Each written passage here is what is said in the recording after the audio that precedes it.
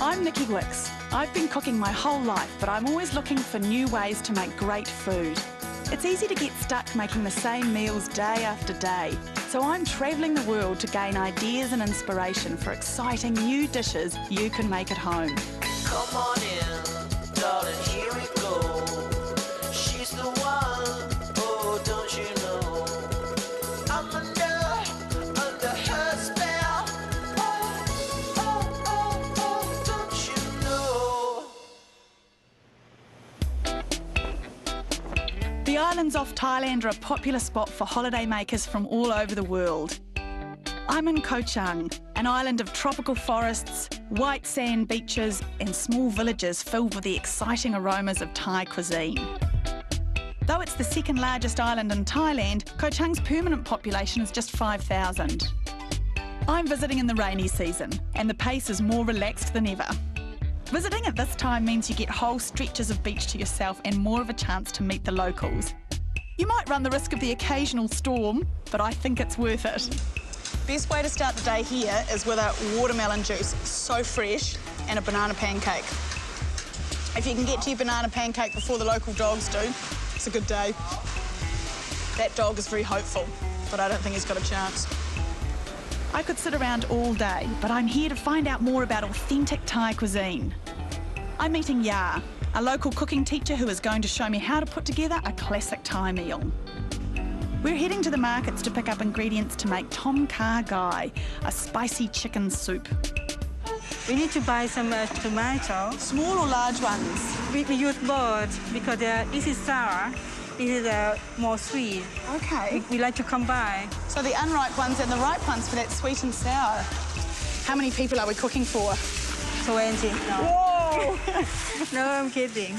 Thai cooking can seem intimidating since dishes often include long lists of ingredients. But I'm hoping Ya can teach me a few tricks to give me more confidence around preparing this exciting cuisine. We're off to Ya's place to cook. She's invited a couple of friends over for dinner and I'm happy to have the extra pressure of trying to impress some locals. There's a fair amount of preparation when making Thai food, but the cooking part is usually pretty straightforward. Normally, Thai cooking is from something we can get from the backyard. So whatever's growing in the garden or on the trees, like the papaya and coconut. Coconut milk is the base for tom kha gai, but there's no need for cans here. Ya has plenty in her backyard.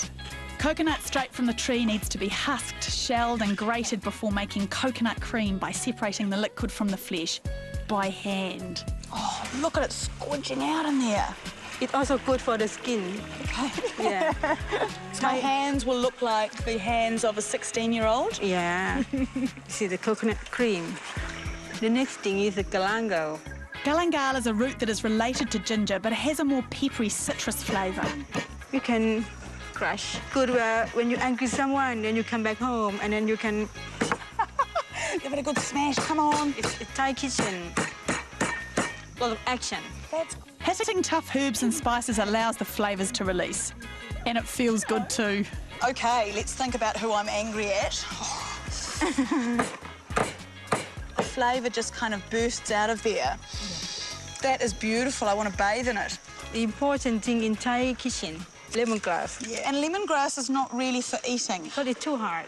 So they're sort of like bay leaves in that they give flavour to the dish and then you pull them out at the end. Thai cuisine relies heavily on the balance between sour, sweet, salty and spicy flavours. Chilli is a frequent star in Thai food and gives the soup just the kick it needs. How much spicy you want? Medium. I also don't like too spicy. Yeah, otherwise it ruins all the other flavours, so we want a good balance, I reckon. So I'll smash these. But Nikki, check your eye. Oh, OK, because it might split up there, OK. Sometimes accident can happen. That's not dangerous. OK. So we're ready to start cooking. So we need to put the coconut milk in here. Yeah. So lots of this. Yeah. And on she goes. The thunder means that there's rain on its way. Raining season. Yeah. Into the coconut milk, throw in galangal, lemongrass and chilli. Next, add chopped shallots and shredded kaffir lime leaves. We didn't have to use any extra cooking oil for this. No, because the coconut is oil already. It smells and looks amazingly fresh. When the coconut milk has come up to heat, add diced chicken and vegetables. Flavour with salt, chopped coriander and enough sugar to get the balance just right. Now we're going to let it cook a little bit for 20 minutes. We're going to make papaya salad now. Okay. Okay.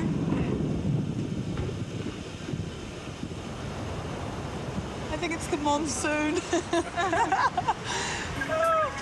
Okay. We're doing the mad dash to get a papaya salad prepared before the skies open up. The guests are due to arrive any minute and they've been promised a big meal.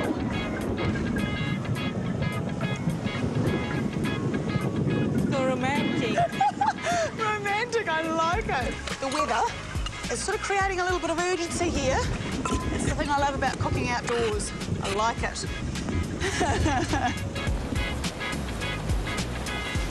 Get the shrimp, love, get the shrimp. Ready just in time to feed our sodden guests. Come on in and grab some plates. And it's still thunder out there, but we made a whole dinner. Yeah. Just before the rain You came. look seem happy, you know? Yeah, I think we did okay. That's good. Aroy maat. I was being too wimpy with the chilies. I think I should have put in a few more. So I haven't really impressed my friend here. Do you like? You like this one? Yeah. It's good. Happiness in a bowl. Coming up, spicy Thai lemongrass chicken.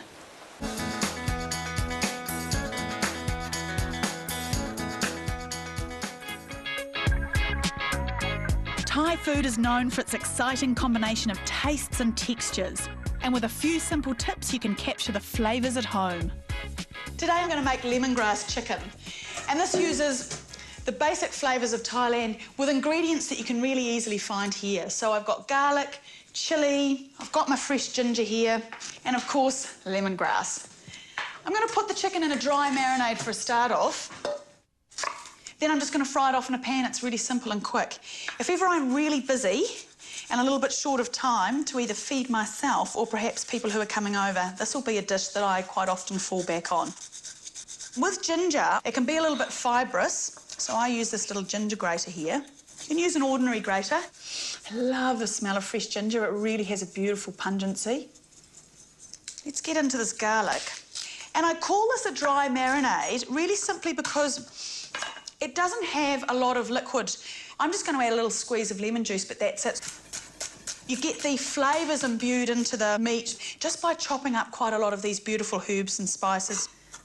I'm going to chop up my chilli. Sort of tell that these are not hugely hot just by the size of them and the colour. They're just a sort of bright orange rather than a very deep red.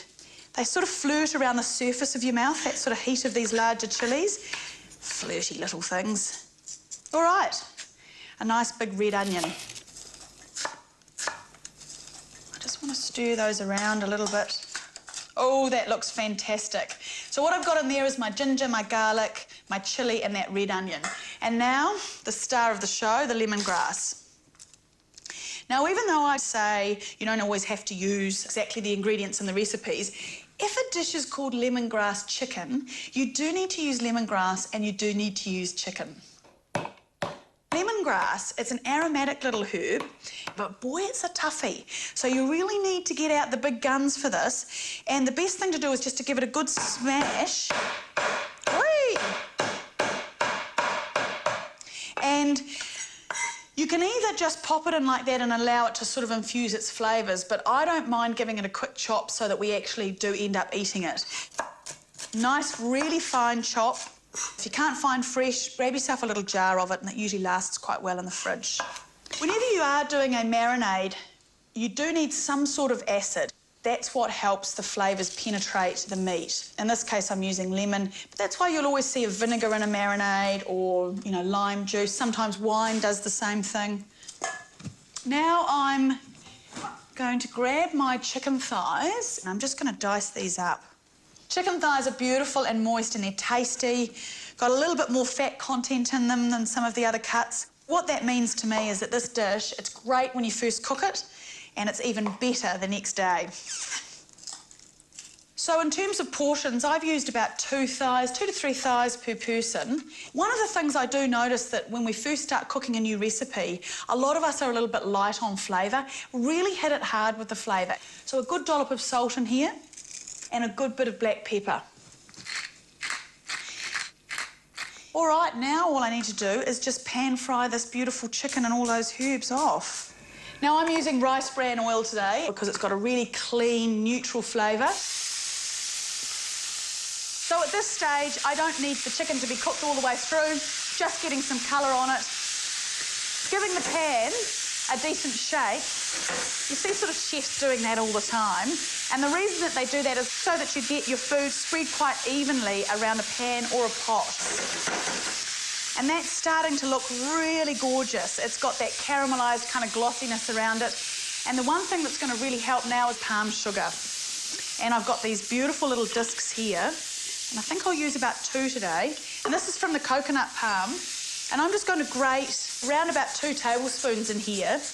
And if you were going to use something as a substitute, brown sugar does the trick. Even white sugar does the trick.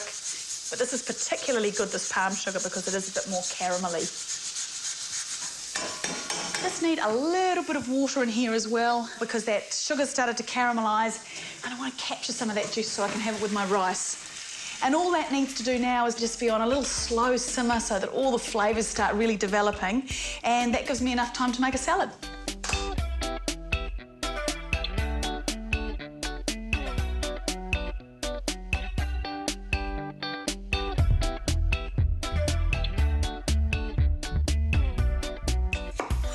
This is modelled on a salad that you see everywhere in Thailand, a papaya salad, but I can never seem to find papaya when I'm going to make it. So I have substituted cucumber and grapefruit as a great little team.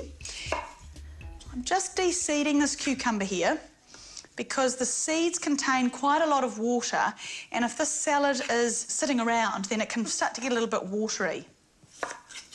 I'm chopping this up into small pieces so that you get the effect of the salad being almost like a salsa. And I'm going to use these grapefruit. So I'm just attempting to take off all of the skin and most of the pith. These are juicy and gorgeous. With a serrated knife, just take each one of the little segments out of here, and you can do this with oranges as well. Just get that beautiful inside little bit of flesh. Oh, look at those 2 colours together. That is so pretty. I do like to make pretty food sometimes. Into that, some chilli, coriander, rough chop on this. Ooh, and some crushed peanuts. And give them a good rough chop. I'm just using roasted unsalted peanuts here. Now I'm just going to have a little forkful of this just to make sure that all those flavours are as well balanced as I'd like. Loving the textures. I've got the crunchy cucumber and the nuts.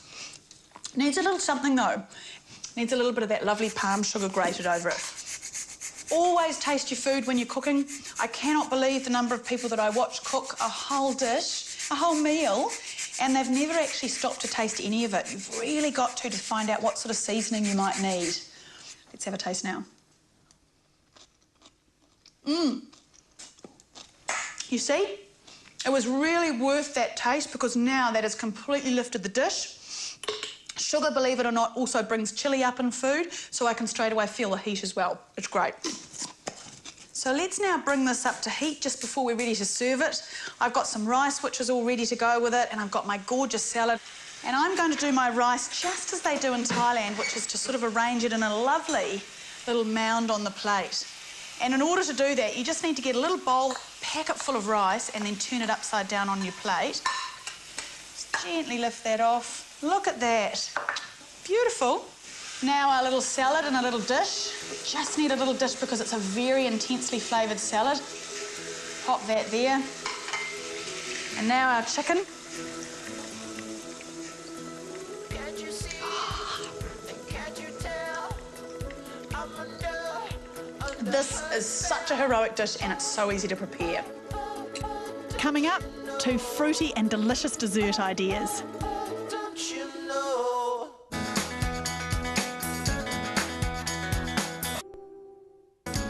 In Thailand, you find that a lot of the dessert really revolves around whatever fruit is in season. And I'm going to make 2 of my favourites today. The first one is a sticky rice with fresh mango and a coconut cream, and the second one, banana fritters with sesame seeds. I'm using glutinous sticky rice today, and that can be a little bit hard to find in your local supermarket, but it's pretty easy to find in an Asian food store. Step 1 when you're using this sticky rice is you do need to soak it overnight just in a bit of water. Now what I need to do is wash some of the starch out of this rice and just run some tap water through that till it starts to run clear. That'll get us there. I'm going to use a little steamer here, my little bamboo basket. If you just have got a colander or your regular vegetable steamer, it's fine to use that. Just use the same process. Take a little piece of baking paper, squeeze that into my little steamer or bamboo basket, and then lay your rice in here. And just spread that out into there. Lid goes on there. And into a pot that we're then just going to bring to the boil. It's got a little bit of water at the bottom of that so that we're just going to steam. That's going to be fine for about 10 or 15 minutes, I'd say. It is sticky rice, so you don't have to worry about it going gluggy, and I can get on and make my banana fritters in the meantime. And I'm using green bananas today. They're not a particular variety, they're just unripe. And that means that they've got a slightly firmer texture, which is quite good if you're cooking bananas. You don't want them falling apart on you. I need some rice flour for this batter and coconut cream or coconut milk. When you're making a batter, you just need to keep an eye on the consistency of it as opposed to strict measurements. I've used about half a cup there. Sesame seeds, be a little heavy-handed on those. And I need some sugar. I need some regular white sugar. Here we go. Just a little bit in here. Again, this depends on how sweet you want it. I don't want them too sweet. Just about a tablespoon I'm going for in there. Round about 1/4 cup of coconut cream. If we use just coconut cream as our liquid in this batter, it's a little bit too rich. Start getting that in there and then start to add a little bit of water. Give that a good mix. And just bringing it in from the sides with this fork. And the trick when making batters is not to overmix it. A lot of people keep stirring and stirring trying to get all of those lumps out, and all it does is make the flour toughen up and you get quite a chewy batter. And I'm after crispy today. Don't worry about the lumps. They'll just sit there, they'll start to soften up and they'll disappear in the pot anyway. Now, my bananas. Best way to peel these, because they can be a little bit problematic because they're not so ripe, just do one nice slice down the middle there and then cut them into the shapes that you're after. These nice little slices. Just peeling away that skin. You can use other varieties of bananas, those little ladyfinger bananas, they're really gorgeous. And if you've got a sweeter tooth, you can use the more ripe ones. Give them a good stir round in the batter, and that way they don't brown up. And I'd aim for about half a banana per person. So now what I need to do is I need to deep fry these. And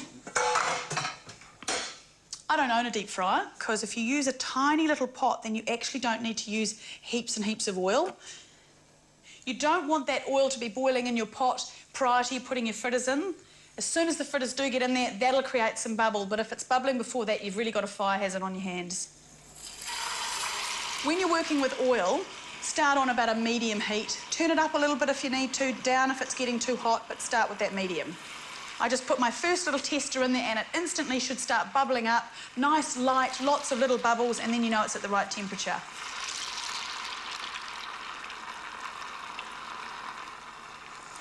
Ooh, beautiful. So I'm going to plate these up and I'm going to take a little bit of creative license with it, in that I like to serve them with yogurt and honey, which you don't see a lot of in Thailand, but I just love those flavours together. So arrange these on our plate. A little bit of a sprinkle of the sesame seeds, and on top of there.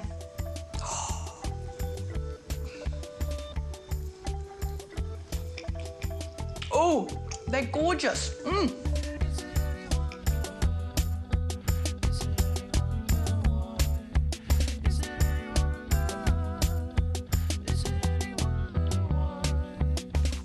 check my rice. It looks as though it's well steamed. It's been on for about 10 or 15 minutes. It's all sticky, so I can just leave that now to sit there while I prepare my mangoes. With mango, they have this flesh around, quite a large pip in the middle, and the deal is just taking the cheeks of the mango off. And at certain times of the year in Thailand, when these are in season, you just see this pudding all over the place. Every little street corner seems to have somebody selling sticky rice with the coconut cream and the yellow sunshine mango. Just to try and peel them sort of as cleanly as you can, and I just like to use this large knife, run it under here, keeping the surface nice and close to the skin. If you can't find mangoes, or if they're a little bit pricey, you could use peach, nectarine, anything that's sort of got that nice soft flesh. Just sliding that knife under there. Mango's done, so time to have a look at my little sticky rice. Oh, that looks great. The great thing about sticky rice is usually when you're cooking rice, you're trying to get that kind of looseness, but in this case, you want it all to stick together, so I've got this lovely cake of rice here. And I just love this little individual serving of sticky rice, and top it with some of the beautiful fresh mango. Oh. Oh. And then a drizzle of coconut cream over this.